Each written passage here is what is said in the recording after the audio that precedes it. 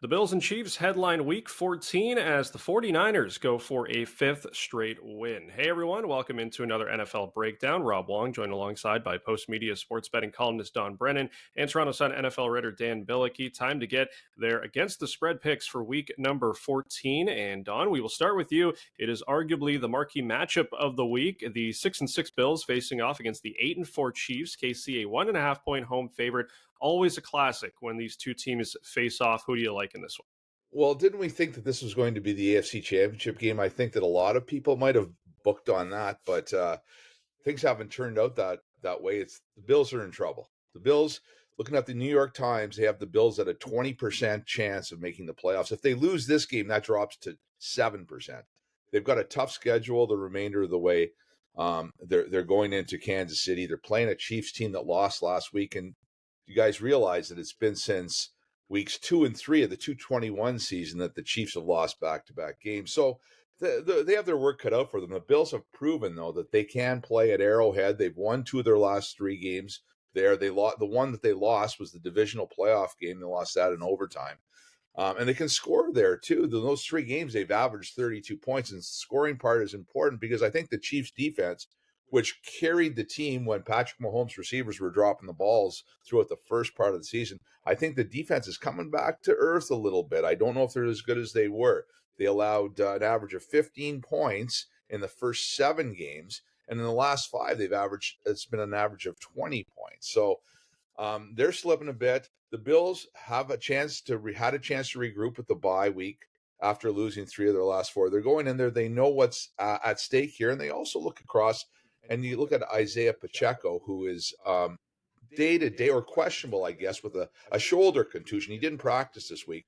The last we saw of Pacheco, he was rushing for 118 yards and a touchdown in the loss to the Packers. But at the end of the game, he threw a punch at the Packers quarterback, got cornerback, and got it himself ejected.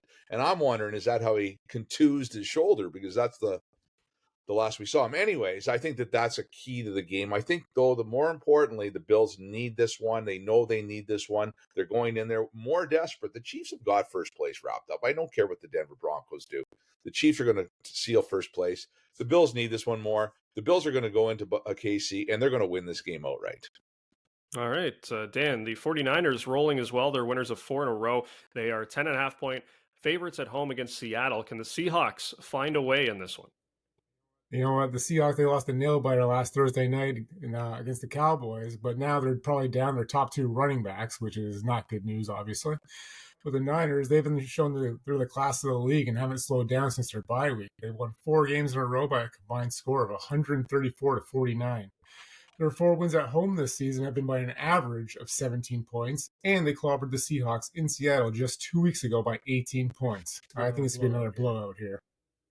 Speaking of the 49ers, Don, they crushed the Eagles last week, and the Eagles will be in tough again this week, visiting the Cowboys, who have won 4 in a row. Philly is a 3.5 point road underdog. Can they bounce back in this NFC East matchup? Going into last week, I think I made the wrong call. I was tricked here. I think Dan was smart enough to maybe take the Niners. I took the Eagles, thinking that the motivational factor. They're 10-2. They're at home. They're just going to win this game. They're going to take care of business. What I neglected was the fact that the San Francisco 49ers are the best team in the NFL. There's no question about that.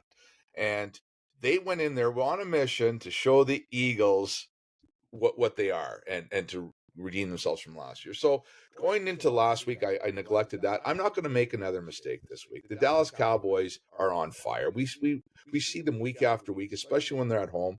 6-0 in their 6-0 at home this season. They've outscored opponents 41-16. That's the average. In their 6 home games, Dak Prescott has thrown 18 touchdown passes, 2 interceptions, an average of 309 yards a game.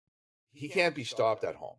He is now facing the Philadelphia Eagles defense, the 29th ranked pass defense. Only the Jaguars, Commanders, and Chargers have given up more yardage than the Eagles have through the air. I don't think they can stop Dak Prescott. I think that Dak Prescott and the Cowboys want to, they see first place. They have a good shot at first place. They're going to go in and make their statement against the Eagles on Sunday night. So I like the Eagles or the Cowboys to win this one outright.